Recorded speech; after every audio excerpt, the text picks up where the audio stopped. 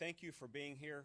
I would like to provide an update on two cases. The first case that I want to provide an update on is a case that occurred on Saturday evening, early morning hours of Sunday morning at the Cabana Live Sanford. It was a shooting where 10 people were injured. Again, that was the Cabana Live location at 4380 Caraway Place in Sanford. It's a location, the property of the location is actually owned by Seminole County proper. It is then leased out to the Seminole County Port Authority there in Sanford, who leases it out to Boat Tree Marina, and ultimately Cabana Live is a restaurant bar at that location. Cabana Live opens up to the general public on most days, but they also allow the venue to be leased out for private events and private parties. And over the past week, they've done that on a number of occasions. Normally, the procedure when you do that is to receive a permitting process from the county. We know that the promoters did not receive a permit prior to hosting this event on Saturday.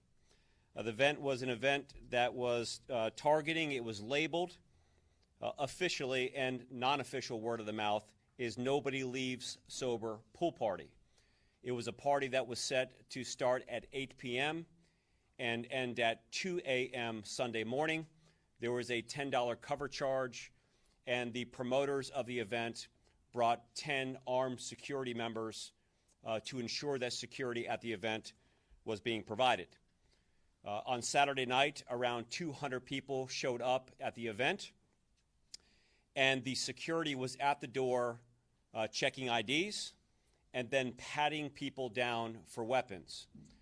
Again, in Florida law, if you are 21 years of age, have not been convicted of a felony, you are now legally able to carry a concealed firearm.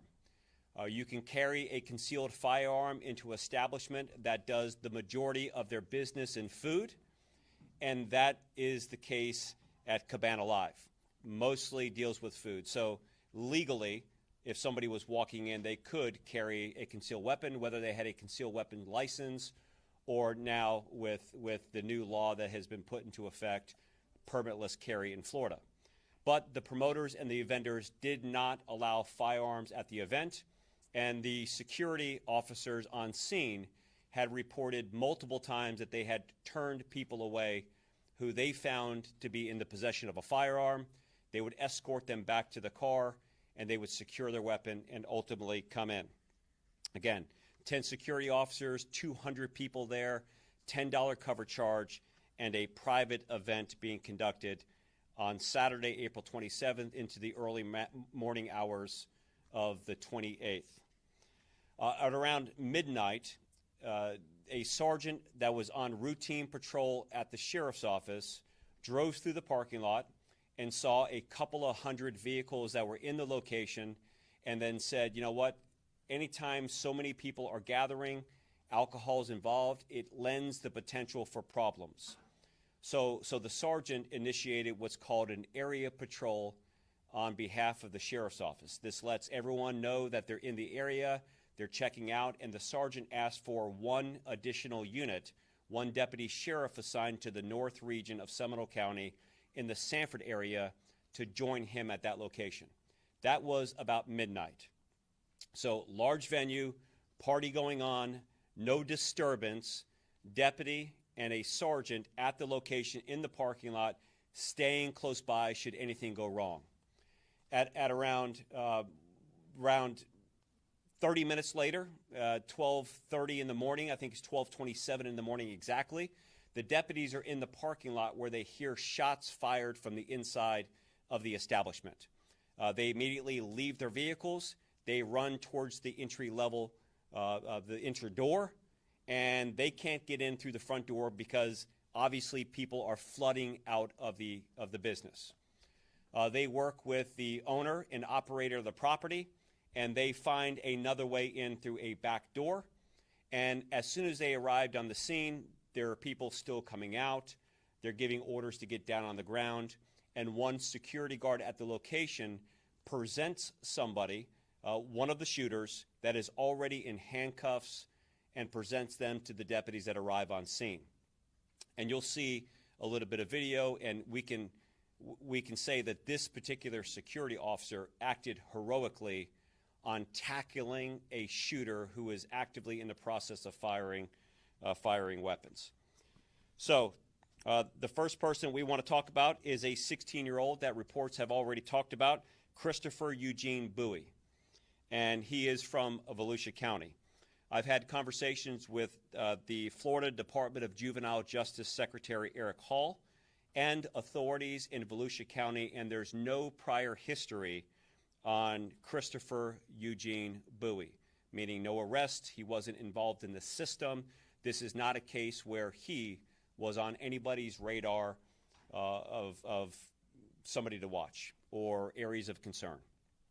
One of the obvious questions is, how did he get into a venue that was largely geared towards people 21 and over and labeled "Nobody Leaves Sober" pool party? And that's something that we will continue to work with.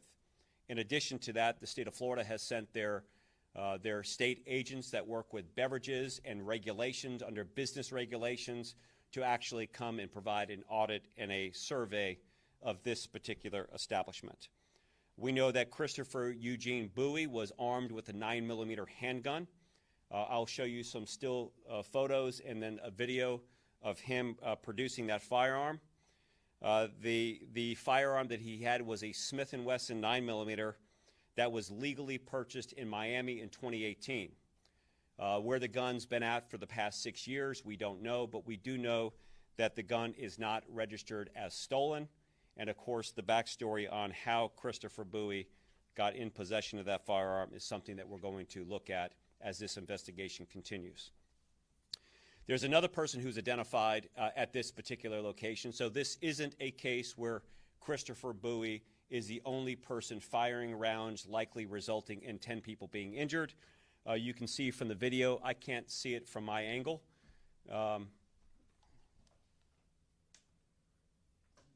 Okay, that's why. You can see a video of the inside of the vent. You can see a fight that is breaking out, a physical altercation there. And to the right and the left of a screen is going to be Bowie pulling out a gun, firing shots. You can see that to the right of the screen, and then ultimately being tackled by that brave security officer, very likely preventing other people from being killed or seriously injured.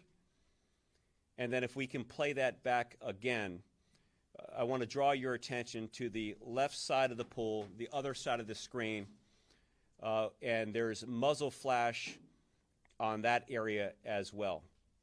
So what we have is two people engaged in gunfire on the left and right side of the physical altercation that's going on. And then I'll show you a couple of still photographs here in a moment that indicate exactly where they're at and what they were doing.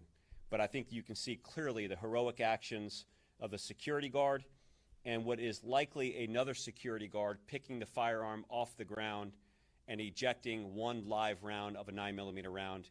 And that will come into play when I talk about shell casings that are on the ground and different things that are going on there. Can we go to the still photo right here? So the first still photo on the right side of the screen is going to be 16-year-old Bowie.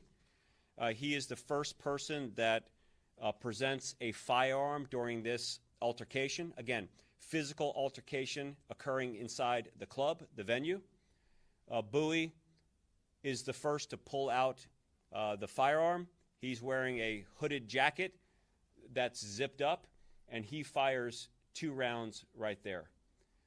The second person is the person that's standing on the other side of the pool, and you can see where that red circle is around that person, and you can see muzzle flash what is likely a .45 caliber handgun returning fire, which could absolutely be a self-defense situation from somebody who had a legal right to possess a firearm and finds themselves in harm's way. We just don't know who that person is yet. We're conducting further evaluation of the video surveillance system at Cabana Live, as well as other people who are working with us. But clearly, we want to know who the person is on that side, likely firing a .45 handgun, returning fire to Bowie's fire that's there. Again, you can see those two people, the unidentified black male on the left side of the pool, returning fire, is somebody who we want to learn more about. And we will have those videos enhanced, and we will continue to talk with people. So if somebody was there or he wants to step forward, be happy to talk to him. The shell casings and the reports, before we get into Tank Dell, who's also at this event. In total, again, there was 10 people who were injured. 10 people were hospitalized. None suffered life-threatening injuries. 9 have been released from the hospital. 1 is still in the hospital and is likely to be released soon. Shell casings. So the report of Bowie, Bowie has a 9mm. There are 4 muzzle flashes during this firearm encounter back and forth. There are 3 expelled casings of a 9mm that are found on the ground. 1 live round, which is likely when the security officer ejects the live round. But again, 4 muzzle flashes, 3 casings, 1 live round, and with scenarios like this, sometimes you just don't initially find the extra casing. There's a pool there, it's easily could have dropped and somebody could have been kicked with people fleeing out of the area. On the other side of the room, and the person who has yet to be identified, there are 5 muzzle flashes on that side, and there are 5 .45 caliber shell casings that were located on the scene. And I think that this is a little bit of a different narrative than what we initially thought, that one person presented a firearm, fired multiple times, injuring 10 people. This is a shootout that's going back and forth. Let me show where Tank Dell, Nathaniel Dell, is obviously a third-round 2023 draft pick, 69th overall from the Houston Texans, somebody who was a star athlete in the Daytona Beach area, known to a lot of people there. He is standing literally between the firearm altercation. The video shows that he's walking. His report, because he is a victim in this case, he has been injured as a result of this. His report was that he saw this, or actually he saw what was going on. He took his cell phone out, had the cell phone in his hand, but you can see the position that he's in. He's right in the middle of this firearm altercation. And again, we will continue to work with him as a victim in this particular case. So where we're at with this, as investigations like this continue to evolve, the county will meet later today. I've had several conversations with our county team, particularly the chairman of the Board of County Commissioners, Jay Zimbauer. They are incredibly concerned about this business operating without the official permitting process, and they will have a conversation as a board, and then ultimately the Seminole County authorities responsible for this location will make a determination whether that moves forward or not. Department of Business and Professional Regulations in the state of Florida, again, is also sending some folks from their Division of Alcohol and Tobacco to conduct an assessment and a summary of the location. And the investigation will follow up with enhancing the videos and then hopefully evaluating public testimony, because you can see in this nightclub, there's a lot of people who have their cell phones out. There's actually one professional photographer you can see right next to the area that's indicating Bowie, who has what appears to be a very sophisticated recording system that probably has great video of the entire incident. So that's where we're at with this investigation. The charging of Bowie, that's something that is in the hands of the 18th Judicial Circuit. We have our team there, and what they do is they independently evaluate what the most appropriate charges are based on the circumstances of this case, and they will do that independently of this by looking at all of the factors in this particular case. At least one count of attempted murder has been charged, and other felony charges centered around possessing and firing a gun at an event like this, totaling 4 different charges. Again, possession of a firearm, firing a firearm in public, but the most significant charge there is the one count of attempted murder in this particular case. So with that, I will pause, entertain questions on this case before we move to the next. To clarify for my question, Sheriff, in the blue circle, is that Dell on the left or on the right facing us? So Dell is circled in blue with the white shirt on. Okay, I see another person there. Okay, with the back to the camera. Right here. Okay, got it. So his position here, he looks to be holding something like this. His hands seem to be elevated. Okay. His report is that he's holding his cell phone. When shots are fired and you can see muzzle flash, he gets out of the way pretty quickly. And then, so my question is, was this event for him? This event, to our knowledge, was not for him. He says that he's friends with a promoter that invited him to this event. Not this promoter necessarily, but he was friends with a promoter. I'm sure he knows a lot of people, but had received an invitation to attend this event. This does not appear like it was an event for him. We know that on Thursday night they had an NFL watch party event, but this particular event was marketed and branded on social media differently, and it had no reference or mention to him even being there. So we think it's likely that he just showed up, but this wasn't set for him. What is the connection between the alleged shooter and Dell at this point? We don't know any connection at this point in the investigation. Dell seems to be attending this party, just like anyone else here, and happens to be standing between 2 people who are in a gun battle. Obviously, this is initiated by a physical altercation. I think that once we saw Bowie present his firearm, it was right after the people started to roll on the ground and physically fight. The person on the left probably sees the gun. We think Bowie fired at least twice, and the first shot of the unknown third party looks like he was actually pulling his firearm out of his pocket, and there's an unintentional discharge when he's pulling his gun out. And anybody who's ever been in a gunfight, when you hear gunshots being fired, usually it results in more gunshots being fired. So what it looks like, again, we don't know, we haven't spoken to him, we're just analyzing the video, is that he's pulling what's likely a .45 caliber handgun out of his pocket that does not appear to be in a holster, and it looks like his first shot goes into the ground right in front of him, which in our experience probably indicates an unintentional discharge for the first round. But then we have 4 additional rounds as the gunfight's going back and forth. Sure. We'll go here and then we'll go right over. What is your message to the community, particularly the 10 victims? You said 9 of them are already out of the hospital, but obviously the community is shaken up. Well, the community is shaken up, and anytime there is a gun battle, gun fight, any person injured like that, it is incredibly alarming. I think that if there's a message is, I think that we have to be incredibly mindful of where we go and who we're associating with. Again, we did not know that this event was being held. There is a permitting process that normally has to go through that we know that this establishment did not do. And I think that the clear indicator is when a sergeant and a deputy on routine patrol stops at a location and says, let me hang out here because I anticipate there may be some problems at this event later on, right? That is a clue when 2 people on routine patrol says, let me stay close by to this event and in case something goes wrong.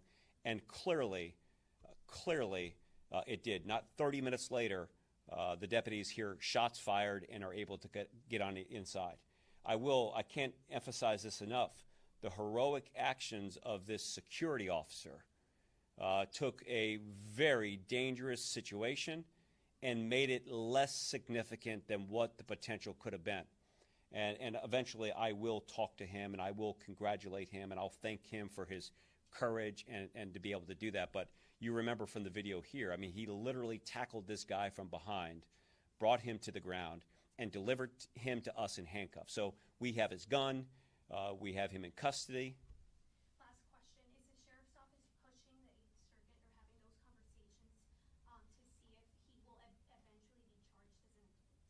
So that is something that our 18th Judicial Circuit will make a determination in. We find it incredibly important to stay in our lane, charge what we feel is appropriate, and let the state attorneys that are charged with this case make that determination. I suspect, because this just happened over the weekend, I suspect that they have not yet made that determination. But I think that it is in the interest of fairness, their role and their responsibility to make that determination and move forward with that.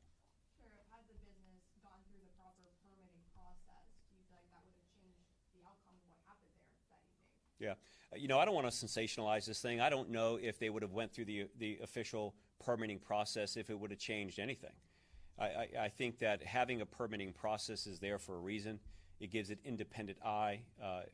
But with these types of things, I mean, we know that somebody carrying a firearm could introduce that firearm in any area, whether it's a bar, whether it's other public space. So I don't know that we can say if it were not for the permitting process, this would have never happened. But I know that there's rules established for a reason.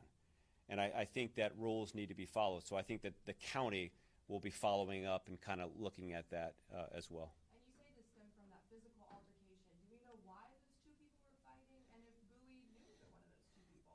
Don't know why they were fighting, and don't know yet if there's a connection between Bowie. We're assuming that a physical altercation is what sparked Bowie pulling out that firearm and firing shots in the very beginning. He has exercised his constitutional right to remain silent. He has an attorney representing him in that process. And what we'll do is we'll find more information for witnesses, other video evidence at the scene. We'll put those pieces together. We're just not there yet. Clearly, any person who looks at this looks like the physical altercation and the shooting are probably connected, but we'll work to put those dots together. But we know of no relationship right now between Bowie, the people who are wrestling around, physically fighting on the ground, or the other person, what appears to be returning fire on the other side of the room. Now, let me emphasize the unknown person. That unknown person could absolutely be justified under Florida's self-defense laws to pull out a gun and return fire if somebody is firing at them. We just don't know the circumstances until we can find that person and talk to them. Sheriff, you said in the beginning they were checking IDs at the door, and they were checking to see who had weapons.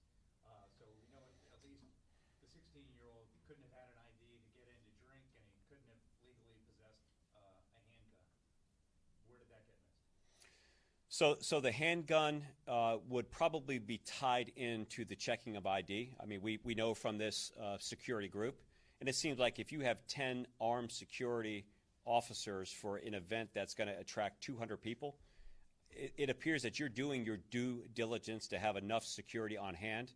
And clearly, with the actions of the security officer tackling the gunman, I mean, if it were not for those heroic actions of that security guard, I think that we would have a worse scenario here. But I don't know that that kid came through those front doors. I don't know if he snuck through the back. I don't know if he was in the venue before the venue ever opened. I don't know if he's connected or related to somebody who's involved in the setup of this thing. We just simply don't know that now. What we will do is we will analyze camera video at the very front of this establishment, which likely is going to record every person that's coming through the door. That will help us determine who our unknown person is here and likely determine whether or not Bowie came through those legitimate means. But at this time, we just don't know if he was in there, if he snuck in, if he came through a back door, if he used a fake ID. There's too many unknowns at this point in time. You said that the companies are going to be investigated, right? What are those companies that you're talking about? Talking about specifically about Vanalive plus the promoter, or can you clarify that? Well, I think what's going on is Cabana Live did not fulfill compliance regulations for a permitting process through the county. Again, that's the county side to speak about. I have had some conversation with County Chairman Jay Zimbauer. They will be looking at that. That's out of our lane of our criminal justice investigation. In addition to that, state has a beverage department that regulates businesses that are dealing, serving alcohol. they have a license to serve alcohol. They are sending representatives down because they obviously have questions as how does a 16-year-old get into a venue like this, let alone carrying a gun, but there's alcohol that's going on. So the state may be able to sanction and leverage against somebody's liquor license and the opportunity to do business. That, again, is a state function, and other just kind of explaining that out, that's under somebody else's umbrella, not being initiated and followed up by this office. Sheriff, do you have the other videographer's footage? And if you don't, how important is it to get it? So we don't have other video footage, that particularly the one with the advanced camera. I don't know that we have that yet. So we want to encourage him to provide the information, the video. We do have people that are at the scene working with us, people who are releasing their video. I think that an overwhelming majority of the people here are law-abiding people that were running for their lives, and they want to help this investigation out in any way that they possibly can. So I hope that when they watch this story, when they listen to this back, hey, I was at the location, it was frightening, I do have some video, I did have some conversations that I think may be helpful in this case. This is what happens. This will get media attention, it will be shared on social media platforms, and we want to encourage people to come forward and share with us what they know. Obviously, we have a lot of evidence here with technology and videos and all of that, and I'm confident that we'll put all the pieces together, but it seems like getting out front, talking about this, and you can see I had to circle these things because it's kind of hard to see in this video, but this likely will be enhanced. Yes, in the back. All the 10 people shot, or are there additional injuries overall? So 10 people were shot. None of the people who suffered injuries, none of them were life-threatening. I mean, I guess we're hopeful that these bad guys, or one bad guy was not a good shot, and the other person with a gun may be acting in self-defense. But what happens in situations like this, you have legitimate, pure shots that hit, and then you have some that maybe hit two people. One round may go through one person, they call it through and through. The bullet may go through, travel through, and maybe hit somebody else.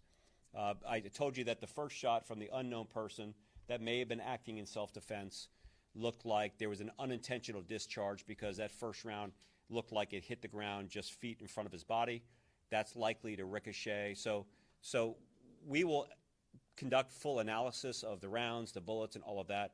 But I think that we can be incredibly fortunate for so many people to be gathered together for a total of, I think 10 rounds being fired. We've got 5 45-millimeter shell casings. We've got 3 shell casings of 9mm and 1 ejected 9mm round. We're incredibly lucky that nobody's dead and there's not more injuries. And again, I can't emphasize enough, that security officer doing the bear hug and getting the shooter to the ground was probably incredibly important in that process. Do you know how many people were there in total, including employees? It looks like about 200 people were there at the event in total. We don't know now the exact number, but as we go back and look at it, we will know exactly how many people were there. It looks like the majority of the people that were gathered at this event actually lived in Volusia County. So these are mostly people from the Daytona Beach area. We have a couple people from other areas of Volusia County, but an overwhelming majority of our victims, our shooter in this case, Bowie, they're all from Volusia County. Do you know if the venue has any more events coming up? It is about to start summer. Well, I suspect that any events they have coming up that have not been properly permitted are going to be discontinued, and I think that later today, the authority, the Seminole County authority that governs this, will make a determination on whether or not they have the ability to hold functions like this. Again, that's something that will come later today. I don't know if they have anything else planned. I believe that they had something planned for Sunday, which may have been canceled as a result of this, but I'm not 100% sure. Or should we be looking for that information later? The Seminole County Authority coming out and saying whether or not they can have events like this? Again, I'm trying to remain in our lane. I think that the authority would be the county, our Seminole County Board of County Commissioners, the county manager. I mean, we've got a fabulous working relationship and partnership about that. They had no idea that these events were going on. There had been no prior reports, prior indicators. So I think that they are working to ensure that something like this never happens again. It will be their authority and voice that probably provides follow-up on that. Do we know, is this club restaurant all ages during the day and then it turns to 21 and up after a certain time? What's the age limit? Yeah, so during the daytime, it's just like a regular restaurant. You know, I think we've all seen or heard of these restaurants. They have a great menu, a pool. People can bring their family in there. They can market to anyone else. And I don't know that we've had really any problems. We did a year-and-a-half analysis of all of the calls for service at that location. There were 91 calls, which are not that significant considering that 70% of those calls were just calls self-initiated by deputies. We're following up, we're checking out, we're making sure that nobody's burglarized the business. There was 27 or so calls for service that were like police or law enforcement related, and there were only 3 urgent calls. So at a restaurant bar, to have only 3 priority calls in a year and a half is nothing real significant. So it's not like, you know, we've seen this place every Friday or Saturday night is causing problems. That is not the narrative here.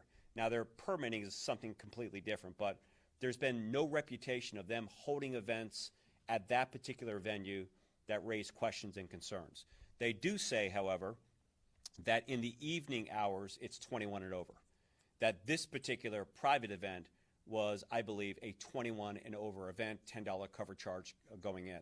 So I think it's at 8 p.m. or so, they shift from their primary business of serving food and a family type of environment to more of a nightlife type of venue. Any more questions before we move to the next case on this? And we'll give a media packet and we'll do all that we can. I just want to understand, you say that you don't know about the 16 years old, how he get in, right? But you also say that they wasn't allowed guns into this event. So they know how the other person got their gun into the event? Yeah, I don't know. So they were relying on pat-down inspections. Security was relying on pat-down inspections.